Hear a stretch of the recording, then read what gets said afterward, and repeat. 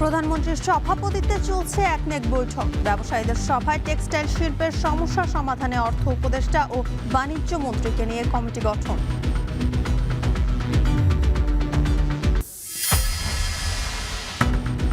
উজানের ঢলে উত্তরাঞ্চলে বাড়ছে তিস্তা, ব্রহ্মপুত্র সহ নদ নদীর পানি। প্রায় অর্ধশত স্থানে দেখা দিয়েছে নদী ভাঙন। এক মানুষে 3 ভাঙা দেওয়ার পরে আর কোনো তোমার সমর্থন নাই। আমরা সরকারটা সাহায্য চাই না, আমরা নদীর শুধু কাজ চাই। টাঙ্গাইলে আঞ্চলিক মহাসড়কে ফাটল, ঝুঁকিতে নদী রক্ষা বাঁধ। বেসরকারি ব্যবস্থাপনায় 3টি হজ প্যাকেজ ঘোষণা। গতবারের তুলনায় বেড়েছে খরচ।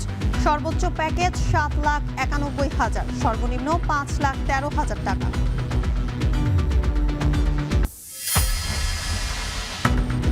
রাজধানীর রাজারবাগে বিএনপি কর্মীকে কুপিয়ে হত্যা। পরিবারের দাবি, পূর্বশত্রুতার জেরে পরিকল্পিত খুন। পাবনায় বিশ্ববিদ্যালয় শিক্ষার্থীকে র্যাগিং, রাজশাহী মেডিকেলে ভর্তি।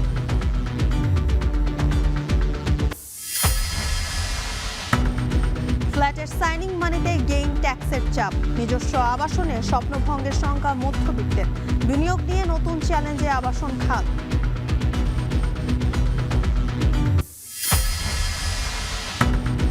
পরীক্ষা ব্যবস্থার সংস্কার নিয়ে সংসদে আলোচনার প্রতিশ্রুতি বিজেপির। প্রশ্ন ফাঁসের ঘটনাকে পাপ বলে মন্তব্য মোদীর। স্বরাষ্ট্র শিক্ষা সহ মন্ত্রীর 5 পদত্যাগ দাবি কংগ্রেসের।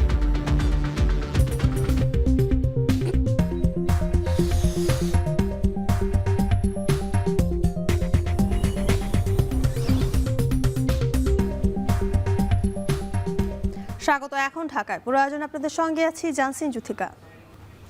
টেক্সটাইল খাতের সমস্যার সমাধানে অর্থ উপদেষ্টা ও বাণিজ্য মন্ত্রীর সমন্বয়ে কমিটি গঠন করে দিয়েছেন প্রধানমন্ত্রী তারেক রহমান। সকালে সচিবালয়ে প্রধানমন্ত্রীর সঙ্গে সৌজন্য সাক্ষাৎ শেষে কথা জানিয়েছেন বিটিএম এর সভাপতি শওকত আজিজ রাসেল। বৈঠক শেষে তিনি বলেন, টেক্সটাইল খাতের সমস্যাগুলো অনেক পুরনো, যা আগের কোনো সরকারি সমাধান করেনি। বলেন, সরকার নানা যৌক্তিক পদক্ষেপ নেওয়ার পরেও আনুমানিক 1.5 বছর সময় লাগতে পারে এসব সমস্যার সমাধানে। উদ্যোক্তারা সরকারকে এই সময় দিবে বলেও জানান বিটিএম এ সভাপতি। সরকার আন্তরিক হলে বস্ত্র খাত ঘুরে দাঁড়াবে বলে মন্তব্য করেন তিনি। আরও বলেন, গ্যাস বিদ্যুতের পাশাপাশি এ খাতের আর্থিক সমস্যা নিয়ে আলোচনা হয়েছে প্রধানমন্ত্রীর সঙ্গে। নতুন কমিটি আগামী সপ্তাহে আবারও বৈঠকে বসবে বলে জানান শওকত আজিজ রাসেল। সরকার বন্ধ কারখানা চালু করার যে উদ্যোগ নিয়েছে তা সফল হলে 15 লাখ মানুষের কর্মসংস্থান হবে বলেও জানান বিটিএম এর সভাপতি।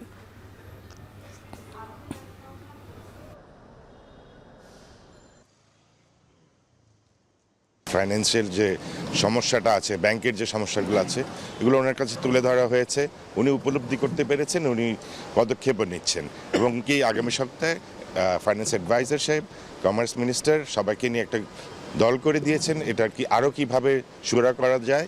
আর ইতিমধ্যে উনি একটা 5% প্রণোদনাও আপনার ডিক্লেয়ার করেছেন, যেটা আমি মনে করি আমাদের এক্সপোর্টে সহায়ক হবে। আমরা মনে করি যে হ্যাঁ, সেক্টরটা ঘুরে দাঁড়াতে পারবে সরকারের যদি সুনজর থাকে, এবং আমরা এখন পর্যন্ত তাই দেখছি। প্রধানমন্ত্রী তারেক রহমানের সভাপতিত্বে চলছে জাতীয় অর্থনৈতিক পরিষদের নির্বাহী কমিটির একনেক সভা। বুধবার সকাল 10টায় সচিবালয়ের মন্ত্রী পরিষদ বিভাগের সভা কক্ষে সভা শুরু হয়। সভায় উঠতে পারে প্রায় 14,800 কোটি টাকা ব্যয়ে 9টি উন্নয়ন প্রকল্প। এসব প্রকল্পের মধ্যে রয়েছে নতুন 4টি ও সংশোধিত 5টি প্রকল্প। এর মধ্যে সরকারের অর্থায়ন 11,180 কোটি 17 লাখ টাকা এবং প্রকল্প ঋণ 3,550 কোটি 44 লাখ টাকা। পরিকল্পনা মন্ত্রণালয়ের সূত্রে জানা গেছে, 9টি প্রকল্পের মোট ব্যয় প্রায় 14,727 কোটি 7 লাখ টাকা। প্রকল্পগুলোর মধ্যে কৃষি, পানি সম্পদ ও পল্লী প্রতিষ্ঠান বিভাগের 5টির মধ্যে 3টি নতুন এবং 2টি সংশোধিত। এছাড়া সড়ক পরিবহন ও মহাসড়ক বিভাগের 3টি প্রকল্প অবহিত করা হবে। আর বিদ্যুৎ বিভাগ 2টি, শিল্প মন্ত্রণালয়ের 1টি এবং মৎস্য ও প্রাণী সম্পদ মন্ত্রণালয়ের 2টি প্রকল্প ওঠার কথা রয়েছে। সভা শেষে ব্রিফিং করবেন পরিকল্পনা প্রতিমন্ত্রী।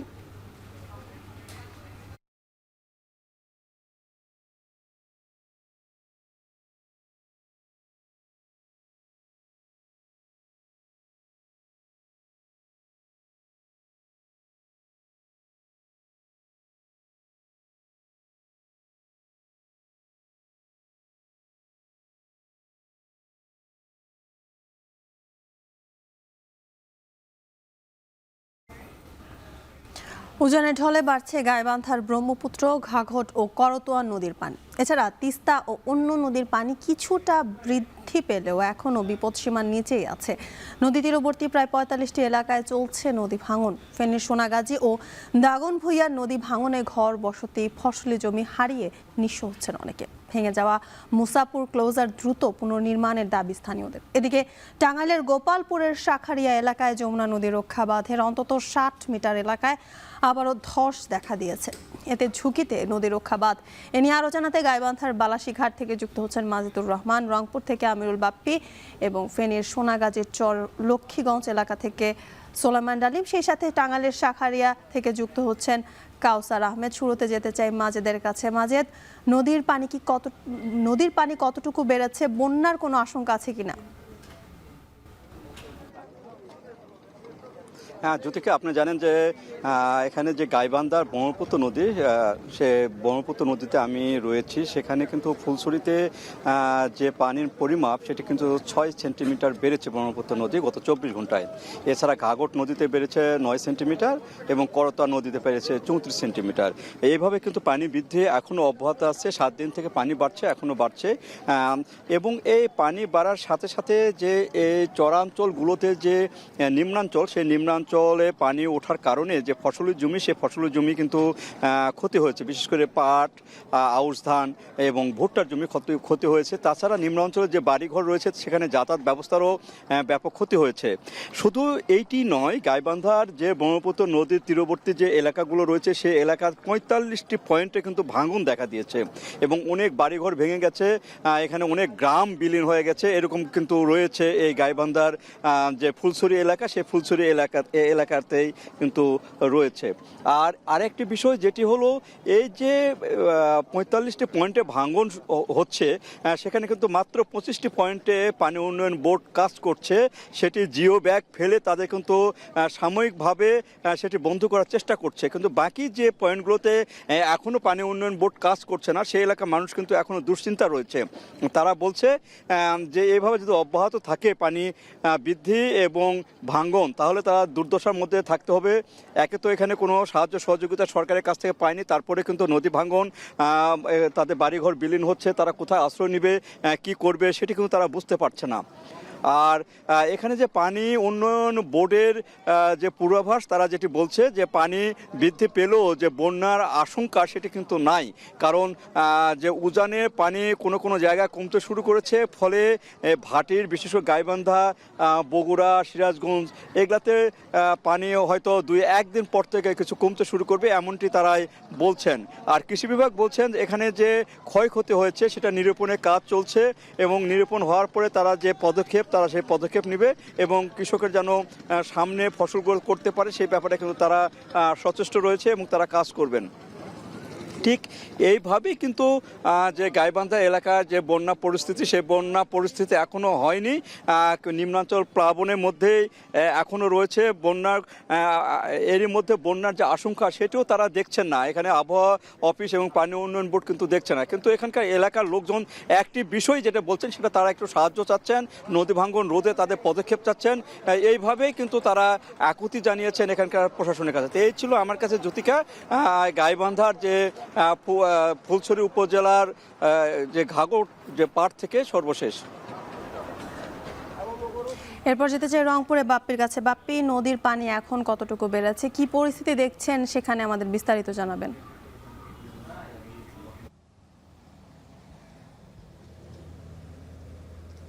জ্যোতিকা, আজ সকাল ৯টার শেষ রিডিং পর্যন্ত তিস্তা নদীর পানি বিপদসীমার ১ সেন্টিমিটার নিচ দিয়ে প্রবাহিত হচ্ছে। তবে খুব একটা আশঙ্কার কিছু নেই, এরকমটি বলছেন পানি উন্নয়ন বোর্ডের কর্মকর্তারা। এর ফলে যেটি হয়েছে যে শাখা নদী, উপনদীগুলো কিছু যেগুলো তিস্তা সহ আশেপাশের যে নদীগুলো আছে তিস্তা ছাড়া, সেগুলোর পানি কিছুটা বেড়েছে এবং একেবারেই যেগুলো নিম্নাঞ্চল সেগুলো কিছুটা প্লাবিত হয়েছে। তবে সেরকম ভয়ের কিছু নেই যে বলেছেন, কারণ এই পানিটি আবার কমেও যাবে ধীরে ধীরে। আর এই উত্তরাঞ্চলের তিস্তা সহ অন্যান্য নদ নদীগুলো যেহেতু একটু খরস্রোতা একটু উঁচুতে অবস্থিত। পানি বাড়লেও এটি নেমে যেতে খুব বেশি সময় লাগে না, কারণ তিস্তায় আমরা বরাবরই দেখে থাকি, পানি উন্নয়ন বোর্ডের ভাষায় তারা এটিকে বলেন ফ্ল্যাশ ফ্লাড, অর্থাৎ হুট করেই পানি বেড়ে যায় আবার হুট করেই কমে যায়। মূলত তিস্তায় পানি বাড়ে যখন উজানের ঢল নামে। আপনি নিশ্চয়ই জানেন যে তিস্তার যে উৎস মুখ সেটি হচ্ছে ভারতের সিকিম অঞ্চলে। সেখানে যখন অতিরিক্ত বৃষ্টি হয় বা সেখান থেকে যখন পানি বেশি আসে, তখন গজলডোবা হয়ে সেই পানি বাংলাদেশে প্রবেশ করে তিস্তা নদীতে। তো গজলডোবার বাঁধে ভারতের যে এই পানি চুক্তির যে অব্যবস্থাপনা, তার কারণে যখন এই বর্ষা মৌসুমে তার অতিরিক্ত পানি ছেড়ে দেয়, যার ফলে তিস্তা নদীর পানি বাড়ে। তো এখন পর্যন্ত আমি যতটুকু দেখছি যে শাখা নদীগুলোর পানি গতকালের চেয়ে কিছুটা কমে গেছে। মাত্র তিস্তায় পানি বেড়েছে, সেগুলো আসতে হয়তো আরও কিছুটা সময় লাগবে। তবে এখন পাট যেহেতু আছে বেশিরভাগ জমিতে, আবাদি জমিতে পাট আছে, সেই পাটের জন্য বেশ উপকারী হচ্ছে এই পানিগুলো। আর অন্যান্য যে বীজতলা তৈরি করা হচ্ছে, ধান চাষ করা বা রোপা এমন কিছুদিনের মধ্যেই লাগানো হবে, তো সেইটার জন্য আসলে বেশ উপকারী হচ্ছে এই পানিগুলো। কারণ বন্যার পানিতে প্রচুর পরিমাণে পলি থাকে, যেই পলিগুলো চাষাবাদের জন্য বেশ উপযোগী। তো এই ছিল আমার কাছে রংপুর থেকে নতুনদের পানির বৃদ্ধি নিয়ে সবশেষ অবস্থা। এরপর যেতে চাই ফেনীতে ডালিমের কাছে। ডালিম, নদী ভাঙনে নিঃস্ব হচ্ছেন অনেক পরিবার। এই নদী ভাঙনের তীব্রতা এখন কেমন দেখছেন?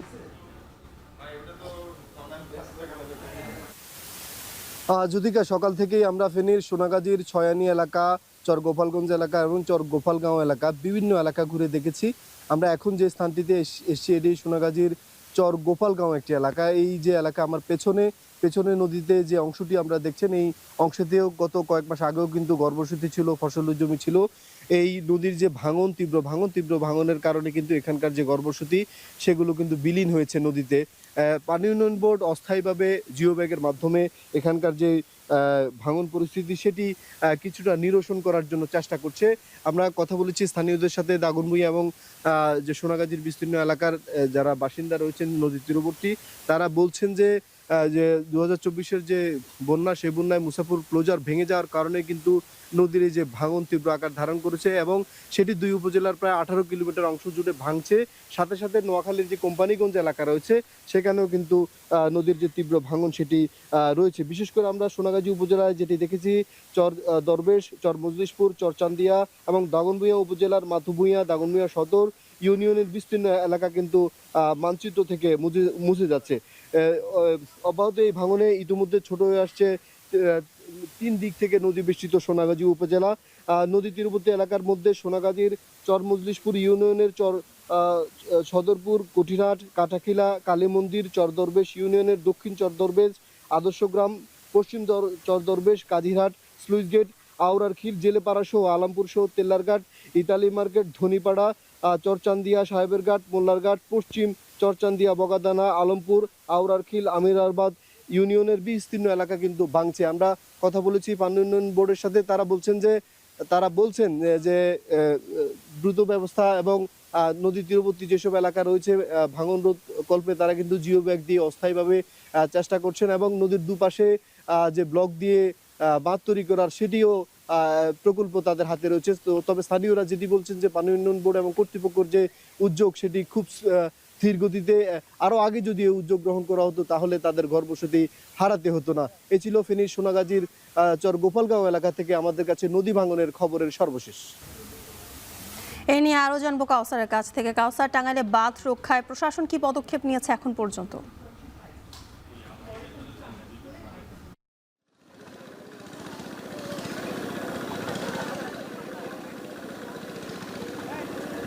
জ্যোতিকে আমার পেছনে দেখতে পাচ্ছেন যে পানি উন্নয়ন বোর্ডের পক্ষ থেকে এখানে জিও ব্যাগ ফেলা হচ্ছে।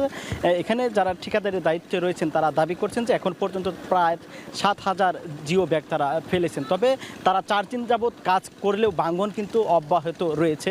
এখানে স্থানীয়রা বলছেন যে পানি উন্নয়ন বোর্ডের গাফলতি এবং দ্রুত প্রয়োজনীয় পদক্ষেপ না নেওয়ায় এই বাঁধটি রক্ষা করা সম্ভব হচ্ছে না। আমার পেছনে কিন্তু সকালেও ধসে গিয়েছে, গতকালও দফায় দফায় ধসে গিয়েছে। সব মিলিয়ে প্রায় 85 মিটার এলাকায় ধসে গিয়েছে। এতে করে এই ভুয়াপুর তারাকান্দি সড়কে যে যানবাহন চলাচল সেটি বন্ধ রয়েছে 4 দিন যাবত। এছাড়াও ছোট যে যানবাহনগুলো ছিল সিএনজি চালিত অটোরিকশা, ব্যাটারি চালিত অটোরিকশা, মোটরসাইকেল, বাইসাইকেল, সেটিও চলাচল 2 দিন যাবত বন্ধ রয়েছে।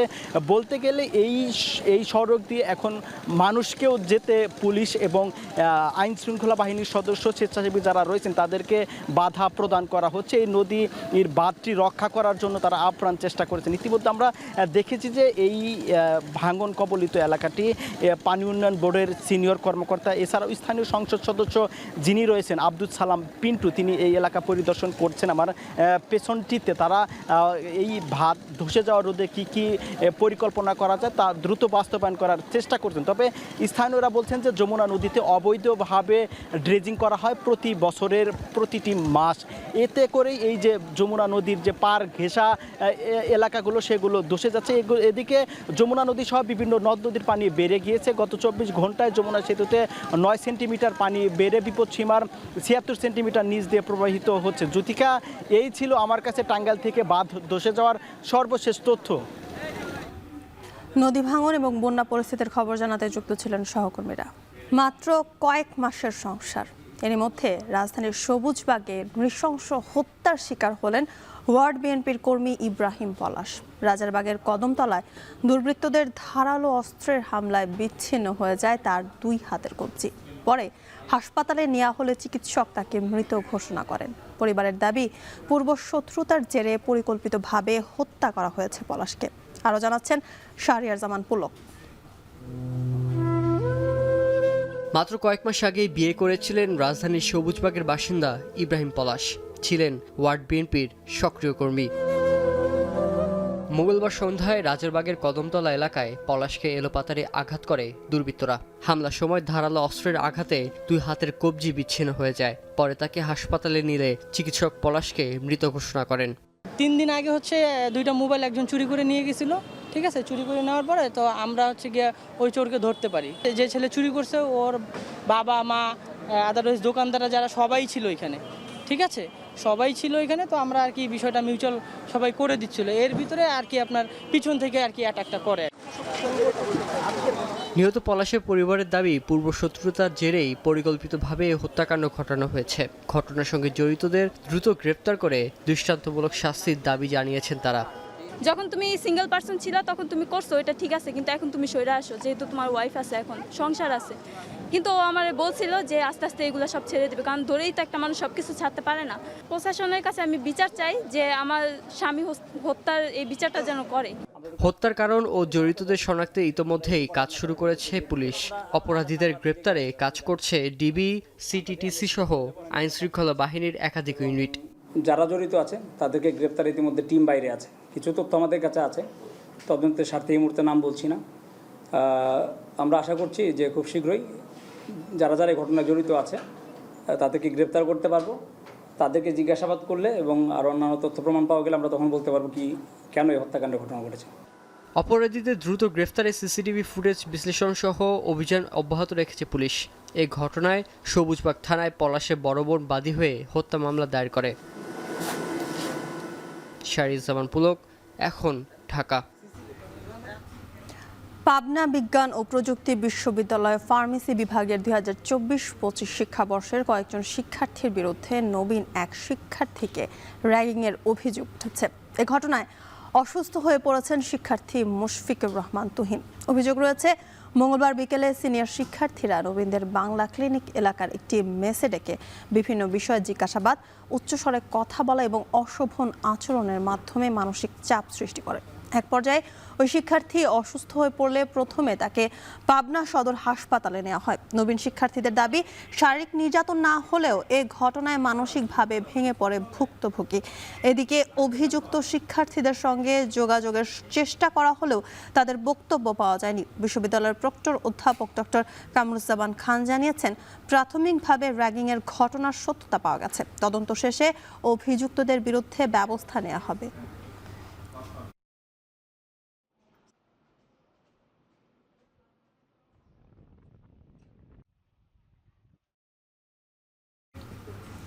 বেসরকারি ব্যবস্থাপনায় 3টি হজ প্যাকেজ ঘোষণা করল হাব। তিনটির মধ্যে সর্বোচ্চ প্যাকেজ 7,91,000, সর্বনিম্ন 5,13,000 টাকা। গত বছর বেসরকারি বিশেষ হজ প্যাকেজ ছিল 7,50,000 টাকা, যা এবছর করা হয়েছে 7,91,000 টাকা। বেসরকারি 2026 সালে বেসরকারিতে সাধারণ হজ প্যাকেজ ছিল 5,50,000 টাকা, যা এবছর 5,95,580 টাকা, যা গতবারের চেয়ে 45,000 টাকা বাড়তি। এছাড়া গত বছর সাশ্রয়ী হজ প্যাকেজ ছিল 5,10,000 টাকা, যা এবার 5,13,545 টাকা। 15 বছরের নিচে কোনো ব্যক্তি এবছর হজে অংশ নিতে পারবে না বলেও জানিয়েছে হাব। 1,30,000 টাকা নির্ধারণ করা হয়, যা এখন করছি। প্যাকেজগুলো আমরা মনে করি অত্যন্ত সুন্দর এবং বাস্তব ভিত্তিক হয়েছে। এটি হজযাত্রীদের জন্য সর্বোচ্চ সেবা নিশ্চিত করার জন্য আমরা এই প্যাকেজগুলো তৈরি করেছি। আমাদের প্যাকেজেতে আপনার দেখেছেন যে হারাম শরীফ থেকে সবচেয়ে কম দূরত্বে 600 মিটারের মধ্যে হোটেল থাকবে এবং সরকারের এই ধরনের কোনো প্যাকেজ নেই। এই বছর বিমান ভাড়া 1,30,000 টাকা নির্ধারণ করা হয়, যা গত বছরের তুলনায় 24,830 টাকা কম। প্যাকেজের সমুদয় মূল্য ই হজে বাউসার তৈরির মাধ্যমে 3 ধাপে পরিশোধ করতে হবে, নতুবা হজযাত্রী চূড়ান্ত নিবন্ধন থেকে বঞ্চিত হবেন। ঊর্ধ্বমুখী নির্মাণ ব্যয় আর নানা সংকটে টালমাটাল দেশের আবাসন খাত। রড, সিমেন্ট আর ইট পাথরের দাম বাড়ার প্রতিযোগিতার মধ্যে নতুন করে গেইন ট্যাক্স আরোপকে দেখা হচ্ছে বাড়তি চাপ হিসেবে, আর এতে স্বপ্নভঙ্গ হচ্ছে সাধারণ মানুষের। কেন স্থবির হয়ে পড়ছে এই খাত, কি বলছেন বিশেষজ্ঞরা? বিস্তারিত দেখুন নাইম কামালের বিশেষ প্রতিবেদনে।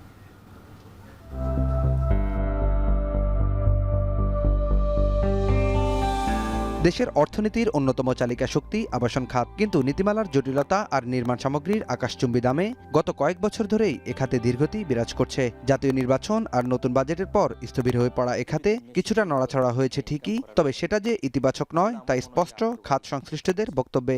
নতুন করে ট্যাক্স আরোপ করছে, এ নিয়ে আমাদের সাথে এবং যারা আমাদের সম্মানিত ল্যান্ড ওনাররা আছেন তাদের সাথে নতুন করে জটিলতা সৃষ্টি হচ্ছে। মেন যেই আমাদের উপকরণ রড, সিমেন্ট, সিরামিক্স, এইসব কিন্তু মূল্য অনেক অস্বাভাবিক হারে বৃদ্ধি পেয়েছে। পরিসংখ্যান বলছে গত এক বছরে রডের দাম টন প্রতি ঠেকেছে লাখ টাকার কাছাকাছি। পাল্লা দিয়ে বেড়েছে সিমেন্ট আর ইটের দামও। শুধু রড সিমেন্টই নয়, টাইলস, কাঁচ কিংবা অ্যালুমিনিয়ামের দামও বেড়েছে 20 থেকে 25%। ফলে ডেভেলপার কোম্পানিগুলো তাদের প্রজেক্টকে ছোট করে আনছেন প্রতিনিয়তই, যার সত্যতা মিলেছে বাংলাদেশ পরিসংখ্যান ব্যুরোর সাম্প্রতিক জরিপেও। বিবিএস এর বিল্ডিং ম্যাটেরিয়ালস প্রাইস ইন্ডেক্সের তথ্য বলছে 2024-25 অর্থবছরে নির্মাণ সামগ্রীর ব্যবহার 5.07% প্রবৃদ্ধি থেকে কমে সদ্য সমাপ্ত 2025-26 অর্থবছরে দাঁড়িয়েছে 2.02%। অর্থাৎ রড, বালু, সিমেন্ট সহ নির্মাণ সামগ্রীর ব্যবহার উল্লেখযোগ্যভাবে কমেছে, তবে খরচ বেড়েছে পরিবহন ও শ্রমিকের মজুরিতে। বিএমপিআই এর তথ্য অনুযায়ী গত এক বছরে পরিবহন ব্যয় বেড়েছে 2.26% এবং শ্রমিকের মজুরি বেড়েছে 2.85%। আবাসন ব্যবসায়ীদের সংগঠন রিহাব বলছে, নির্মাণ সামগ্রীর দাম বাড়ায় প্ল্যাটের দাম বেড়েছে অন্তত 30 থেকে 40%। এতে বিনিয়োগ করা টাকা তুলে আনা এখন বড় চ্যালেঞ্জ। এই সেক্টরে 40 লক্ষ মানুষ কর্মরত আছে, তাহলে 40 লক্ষ মানুষ বেকার হলে রাষ্ট্রের কাছে বোঝা হবে। এই সেক্টর থেকে সরকার সরাসরি 50 থেকে 60,000 কোটি টাকা ট্যাক্স পায়, সেটা কিন্তু সরকার বঞ্চিত হবে। এই সেক্টর মোটা দাগে সাপোর্ট ইন্ডাস্ট্রি সহ প্রায় 16% আমরা জিডিপিতে কন্ট্রিবিউট করি, সেটা কিন্তু জিডিপিতে আসবে না। রিহাবের এই শীর্ষ নেতা বলছেন, এ খাত যদি দীর্ঘমেয়াদী সংকটে পড়ে তবে তা শুধুমাত্র আবাসন খাতেই সীমাবদ্ধ থাকবে না, প্রভাব পড়বে এর সাথে যুক্ত প্রায় 250 উপখাতেও। আমার চারপাশে চলছে বিশাল কর্মযজ্ঞ। এখানে কাজ করা এসব শ্রমিকের ঘাম জড়ানো শ্রমেই তৈরি হচ্ছে মানুষের স্বপ্নের ঠিকানা। আর এই স্বপ্নের ঠিকানায় সবচেয়ে বড় বাধা হয়ে দাঁড়িয়েছে আকাশছোঁয়া নির্মাণ ব্যয়। বিগত কয়েক বছরে রড, সিমেন্ট আর ইট পাথরের দাম যে হারে বেড়েছে, সাথে পাল্লা দিয়ে বেড়েছে অন্যান্য নির্মাণ সামগ্রীর ব্যয়ও। সবশেষ মরার উপর খাঁড়ার গা হয়ে দাঁড়িয়েছে জমির মালিকের সাইনিং মানির উপর বসানো 15% গেইন ট্যাক্স। মৌলিক চাহিদার এই খাতে করের বোঝা না চাপিয়ে একটি পূর্ণাঙ্গ নীতিমালার কথা বলছেন অর্থনীতিবিদরা। আমরা যদি এই গোটা সামগ্রিকভাবে একটা নীতিমালার মাধ্যমে যদি যেটা করি, যাতে এই সামগ্রিক ঢালাওভাবে যে ট্যাক্স বসানোর ফলে যে অসুবিধাগুলো সৃষ্টি হবে বা এটাকে দূর করার জন্যে যদি কম্পেনসেটিং কোনো ব্যবস্থা থাকে তাহলে কিন্তু আবাসন খাতটা কিন্তু ঘুরে দাঁড়াতে সক্ষম হবে। সাধারণ ক্রেতাদের আশা দ্রুতই নিয়ন্ত্রণে আসবে নির্মাণ সামগ্রীর বাজার, আর থমকে যাওয়া স্বপ্নগুলো আবার মাথা তুলে দাঁড়াবে ইটের ওপর ইটের গাঁথনিতে। নাইম কামাল, এখন, ঢাকা। বর্ষা এলেই ফেনীর দাগনভূঞা উপজেলার বিস্তীর্ণ এলাকা তলিয়ে যেত জলাবদ্ধতায়। ক্ষেতের ফসল নষ্ট, রাস্তাঘাট ডুবে যাওয়া আর মানুষের দুর্ভোগ ছিল নিত্যদিনের চিত্র।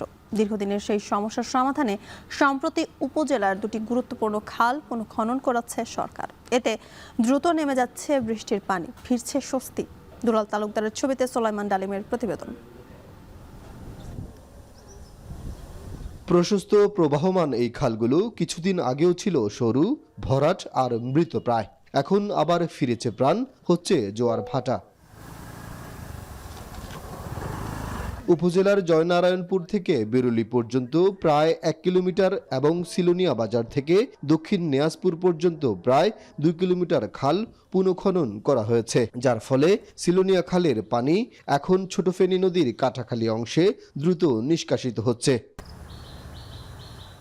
অন্যদিকে জয়নারায়ণপুর বেরুলি খাল পুনঃখননের ফলে উপজেলার বিস্তীর্ণ এলাকার জলাবদ্ধতা কমবে বলে আশা করছেন স্থানীয়রা।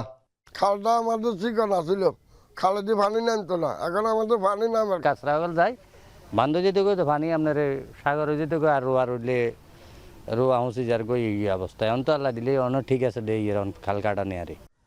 দাগনভূঞার বিস্তীর্ণ এলাকার পানি নিষ্কাশনের প্রধান মাধ্যম ছিল এই দুটি খাল। বছরের পর বছর পলি জমে খালগুলো ভরাট হয়ে যাওয়ায় বর্ষা মৌসুমে বৃষ্টির পানি আটকে সৃষ্টি হতো তীব্র জলাবদ্ধতা।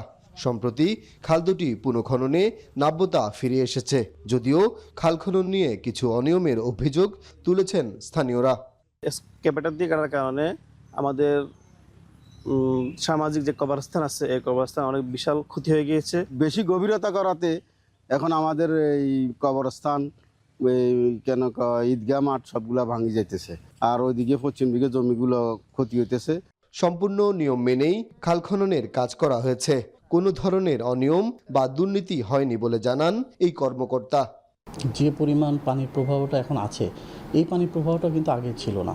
আর এই পানি প্রবাহের কারণে কিন্তু আমাদের বিশেষ করে কৃষিক্ষেত্রে কিন্তু একটা বৈপ্লবিক পরিবর্তন আসে। সেটা হচ্ছে যে এখানে আগে যে পরিমাণ ধান ফলতো এখন কিন্তু তার থেকে বেশি ফলবে আর কি। এবং বিশেষ করে জলাবদ্ধতার কারণে কিন্তু আগে এখানে মানে ফসলটা কিন্তু ওইভাবে হতো না। তো এখন এই পানি প্রবাহের কারণে এই মানে সমস্যাটা আর থাকবে না। খালগুলো সচল থাকলে জলাবদ্ধতা কমবে, বাড়বে উৎপাদন। সব গুরুত্বপূর্ণ খাল পুনঃখনন করা হলে প্রতি বছর অতিরিক্ত প্রায় 500 কোটি টাকার কৃষি উৎপাদন বাড়বে বলে আশা করছেন এই কর্মকর্তা। প্রস্তাব অনুযায়ী 33টা খাল খনন করা হয়। দাগনভূঞাতে কৃষকের যে প্রতি বছরে আমরা আশা করতেছি যে কৃষকের যে 500 কোটি টাকার মতো তার নতুনভাবে তার ইনকামের সুযোগ তৈরি হবে। খালগুলো যদি খনন হয়ে যায় তাতে আমার কানেক্টিভিটিটা বেড়ে যাবে, জলাবদ্ধতা হবে না। আমার সারা বছর যে জায়গাগুলোতে জলাবদ্ধতা হতো এখন চাষাবাদ হবে। স্থানীয়দের প্রত্যাশা, খালগুলোর প্রবাহ সচল থাকলে আমন সহ অন্যান্য মৌসুমী ফসলের আবাদ করা যাবে। একই সঙ্গে মাছ চাষ করা সহ জনজীবন হবে আরও স্বাভাবিক। সোলাইমান ডালিম, এখন, ফেনী। বগুড়ার সারিয়াকান্দি ও ধুনট উপজেলায় যমুনাতে হচ্ছে দুটি অভ্যন্তরীণ নৌবন্দর। এতে খুশি স্থানীয় বাসিন্দারা। নৌবন্দর দুটি চালু হলে ব্যবসা বাণিজ্য, কৃষিপণ্য পরিবহন ও যোগাযোগ ব্যবস্থায় আমূল পরিবর্তন ঘটবে। উত্তরাঞ্চলের অর্থনীতিতে যোগ হবে নতুন গতি। রবিউল ইসলামের ছবিতে বিস্তারিত মাজিদুর রহমানের প্রতিবেদনে। বগুড়ার পাশের জেলা গাইবান্ধা, সিরাজগঞ্জ, জামালপুরের ভিতর দিয়ে প্রবাহিত হয়েছে যমুনা। জেগেছে সহস্রাধিক চর। এসব চরাঞ্চলে বিপুল সম্ভাবনা থাকা সত্ত্বেও নানা প্রতিকূলতায় জীবনমানের উন্নতি হয়নি। যাতায়াত ব্যবস্থা, শস্য বিপণনের সুযোগ না থাকা, স্বাস্থ্য ও শিক্ষায় পিছিয়ে পড়েছে প্রত্যন্ত এসব অঞ্চলের মানুষ। বর্ষা কিংবা খরার সীমাহীন দুর্ভোগের মধ্যে জীবন কাটাতে হচ্ছে নদীপাড়ে মানুষের। নৌবন্দর বাস্তবায়ন হলে সারিয়াকান্দি ঘাট থেকে জামালপুর এবং ময়মনসিংহ রুটে জামথল, মথুরাপাড়া থেকে দিঘিপাড়া অন্যদিকে ধুনটের শহরাবাড়ি বন্দর থেকে সিরাজগঞ্জে কাজীপুর উপজেলার ঢেকুরিয়াহাট ও বেশাঘির চরে অনায়াসে যাতায়াত করতে পারবেন এই অঞ্চলের মানুষ। ঘটবে কৃষি বিপ্লব এবং দুয়ার খুলবে পর্যটনের। যদি নদী বন্দর হয় এবং যদি বড় বড় জাহাজ চলে তাহলে আমাদের জন্য অনেক সুবিধা হবে, কারণ হঠাৎ করে মাঝ নদীতে গেলে ঝড় বাতাস উঠলে আমাদের জন্য খুব রিস্ক হয়ে যায়। বন্দরটা কার্যকর যদি শুরু হয় তাহলে আমাদের জন্য এবং অনেক মানুষের জন্য অনেক উপকার হবে। পণ্য পরিবহনের যা আমাদের ব্যয় বেশি হতো সেটার থেকে আমরা মোটামুটি সাশ্রয়ী মূল্যে পারাপার হতে পারবো। চর এলাকার মানুষ যে কৃষি পণ্য এর সাশ্রয় পাবে এবং ন্যায্য মূল্য পাবে। নৌবন্দর দুটি চালু হলে চরাঞ্চলে উৎপাদিত কৃষিপণ্য মধ্যস্বত্বভোগী ছাড়াই সরাসরি দেশে বড় বড় পাইকারি বাজারে পৌঁছে দেওয়া সম্ভব হবে। পরিবহনে খরচ কমবে, বন্দর এলাকায় কলকারখানা স্থাপনের মাধ্যমে কর্মসংস্থানের সুযোগ সৃষ্টি হবে বলে মনে করেন ব্যবসায়ী এই নেতা। আমাদের সারেকান্দি চর অঞ্চলটা আমরা কাজে লাগাতে পারবো। আমাদের তো উৎপাদিত পণ্য যায় শুধুমাত্র রাস্তা দিয়ে, পরবর্তীতে উৎপন্ন পণ্যগুলো আমরা নৌবন্দরের মাধ্যমে আমরা ঢাকা, চিটাগাং, খুলনা এগুলোতে পাঠাতে পারবো। মানুষ এর অনেক কর্মসংস্থান হবে যদি এই নৌ পরিবহন এখানে চালু হয়। শুধু স্থানীয় যোগাযোগই নয়, এই আভ্যন্তরীণ নৌবন্দরটির মাধ্যমে বগুড়ার সাথে ঢাকা, চট্টগ্রাম ও খুলনা নৌপথে সরাসরি সংযোগ স্থাপন করা যাবে। স্থলপথের তুলনায় নৌপথে পণ্য পরিবহনে আরও সহজলভ্য হবে বলে জানান এই জনপ্রতিনিধি। আগামী দিনে এখানে পর্যটন কেন্দ্র গড়ে তুলতে চাই। নৌবন্দরের যেই সুবিধাগুলো, সেই সুবিধাগুলোকে আমরা সাধারণ মানুষকে দিতে চাই। এই এলাকার মানুষ বৈষম্যের শিকার ছিল, সেই বৈষম্যগুলো ঘোচাতে চাই। আমার পিছনে যমুনার শত শত চর, আর এই চরগুলোতে রয়েছে কৃষির অপার সম্ভাবনা। তবে এখানে প্রধান সমস্যা হচ্ছে যোগাযোগ ব্যবস্থার দুর্ভোগ এবং শিক্ষা এবং স্বাস্থ্য। সরকার এই এলাকাকে বন্দর ঘোষণা পরেই কিন্তু এই এলাকা মানুষ উজ্জীবিত হয়েছে। তাদের পণ্য বিক্রির সুবিধা এবং স্বাস্থ্য শিক্ষার ক্ষেত্রে আমূল পরিবর্তন ঘটবে। তবে এখন দেখার বিষয় কবে এই বন্দর বাস্তবায়ন হয় এবং কবে এই এলাকার মানুষ সুবিধা ভোগ করতে পারে। বগুড়া সারেকান্দি থেকে মাজিদুর রহমান, এখন। এর মুখে পরীক্ষা ব্যবস্থায় সংস্কার ও আন্দোলনকারীদের দাবি নিয়ে সংসদে আলোচনার প্রতিশ্রুতি দিয়েছে বিজেপি সরকার। প্রশ্ন ফাঁসের ঘটনাকে ঘোর পাপ বলে মন্তব্য করেছেন প্রধানমন্ত্রী নরেন্দ্র মোদী। এছাড়া অনশনরত অধিকার কর্মী সোনম ওয়াংচুকের সঙ্গে হাসপাতালে দেখা করেছেন বিজেপির দুই মন্ত্রী। এদিকে অবস্থান কর্মসূচি ও আটকের পর স্বরাষ্ট্র ও শিক্ষামন্ত্রীর পদত্যাগ সহ 5টি দাবি কেন্দ্রের কাছে তুলে ধরেছেন বিরোধী কংগ্রেস নেতা রাহুল গান্ধী। বিস্তারিত জানাচ্ছেন তানভীর জনি। পুলিশি হামলার পরও ককরোচ জনতা পার্টির সমর্থকেরা তাদের দাবিতে অটুট। বুধবার সকাল থেকেই দিল্লির যন্তর মন্তরে হাজারো তরুণের অবস্থান কর্মসূচি চলছে। কেন্দ্রীয় শিক্ষামন্ত্রী ধর্মেন্দ্র প্রধান পদত্যাগ না করা পর্যন্ত এই আন্দোলন চালিয়ে যাওয়ার ঘোষণা তাদের। বিক্ষোভকারীদের জন্য রান্না করা খাবার পাঠাচ্ছে দিল্লিবাসী। এদিকে এক ভিডিও বার্তায় সিজিবির প্রতিষ্ঠাতা অভিজিৎ দীপকে জানান, তাদের শান্তিপূর্ণ প্রতিবাদ যন্তর মন্তর ছাড়া অন্য কোথাও কোনো কর্মসূচি নেই। অব্যাহত বিক্ষোভ ও চাপের মুখে অবশেষে মেডিকেল ভর্তি পরীক্ষা ব্যবস্থায় সংস্কার এবং তরুণদের আন্দোলনের বিষয়গুলো সংসদে আলোচনার প্রতিশ্রুতি দিয়েছে বিজেপি সরকার। তবে শিক্ষামন্ত্রী ধর্মেন্দ্র প্রধানের পদত্যাগের দাবিকে রাজনৈতিক উদ্দেশ্য প্রণোদিত বলেও আখ্যা দেয় তারা। প্রশ্ন ফাঁসের ঘটনাকে ঘোর পাপ উল্লেখ করে প্রধানমন্ত্রী নরেন্দ্র মোদী বলেন, এটি দলীয় রাজনীতির বিষয় নয়, বরং জাতীয় স্বার্থে সব রাজ্য সরকার ও কেন্দ্রকে একজোট হয়ে কাজ করতে হবে। শিক্ষামন্ত্রী জানান, প্রশ্ন ফাঁসের ঘটনা সিবিআই তদন্ত করছে এবং এখন পর্যন্ত গ্রেপ্তার করা হয়েছে 13 জনকে। দায়ীদের বিরুদ্ধে কঠোর ব্যবস্থা নেবে সরকার। এদিকে দিল্লি হাইকোর্টের নির্দেশে অধিকারকর্মী সোনম ওয়াংচুককে সরকারি হাসপাতাল থেকে একটি বেসরকারি হাসপাতালে স্থানান্তর করা হয়েছে। সেখানেই তার সঙ্গে দেখা করতে যান কেন্দ্রীয় মন্ত্রী জেপি নাড্ডা ও জিতেন্দ্র সিং। মোদির বাসভবনের সামনে বিক্ষোভের জেরে আটকের 2 ঘণ্টা পর ছেড়ে দেওয়া হয় বিরোধী কংগ্রেস নেতা রাহুল ও প্রিয়াঙ্কা গান্ধীকে।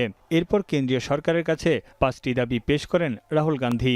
শিক্ষামন্ত্রী ও স্বরাষ্ট্রমন্ত্রীর পদত্যাগ সহ শিক্ষার্থীদের উপর পুলিশি হামলার বিচারের দাবি জানান তিনি। ইস্যু স্টুডেন্টস কি হ্যায় 2014 সালে ক্ষমতায় আসার পর তরুণদের এই আন্দোলনের মাধ্যমে সবচেয়ে চ্যালেঞ্জের মুখে পড়েছে মোদী সরকার। দিল্লির রাস্তায় হাজারো শিক্ষার্থীর সঙ্গে যোগ দিয়েছে শিল্পী, রাজনীতিবিদ থেকে শুরু করে ক্রীড়াবিদরাও। তানভীর জনি, এখন।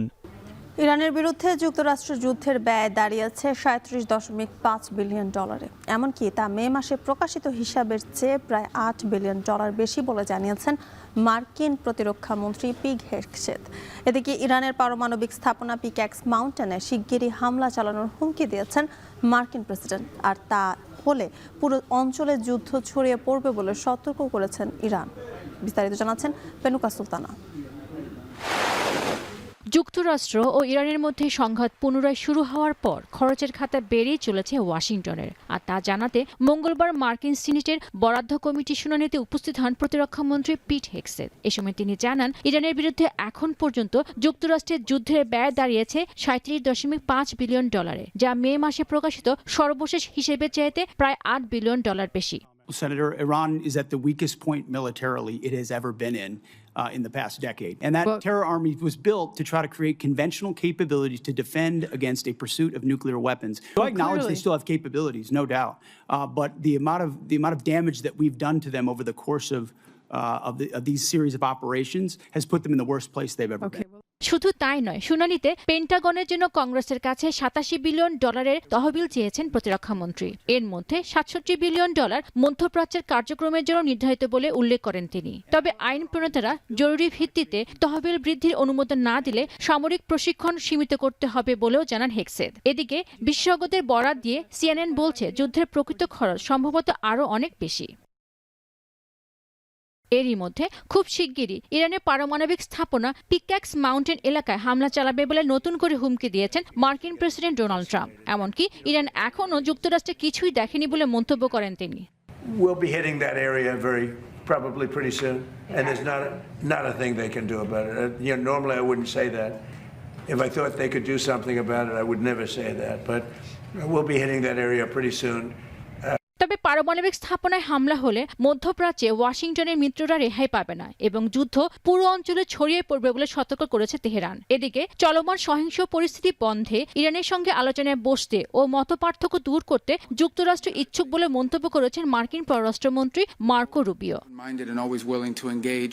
এরই মধ্যে টানা 11 দিনের মতো ইরানের ওপর হামলা চালিয়েছে মার্কিন বাহিনী। এবারে উত্তর পশ্চিম ইরানের তাবরিজের কাছে একটি সামরিক স্থাপনা, পশ্চিমাঞ্চলীয় প্রদেশ কুর্দিস্তান ও দক্ষিণ পশ্চিমাঞ্চলীয় খুজেস্তান প্রদেশে বেহেবান, ওমিদিয়ে হরমুজগান প্রদেশের কাছে মার্কিন ক্ষেপণাস্ত্রের হামলা চালানোর খবর পাওয়া গেছে। আর জবাবে কুয়েতে মার্কিন ঘাঁটি লক্ষ্য করে ড্রোন হামলা চালিয়েছে ইরান। পেনুকা সুলতানা, এখন বিশ্ব। এই ছিল এখন ঢাকা। এখন টেলিভিশন ওয়েবসাইটে দেখতে ভিজিট করুন এখন.tv। এছাড়া ফেসবুকে দেখতে ভিজিট করুন facebook.com/tv.এখন এবং ইউটিউবে দেখতে ভিজিট করুন youtube.com/c/echontv।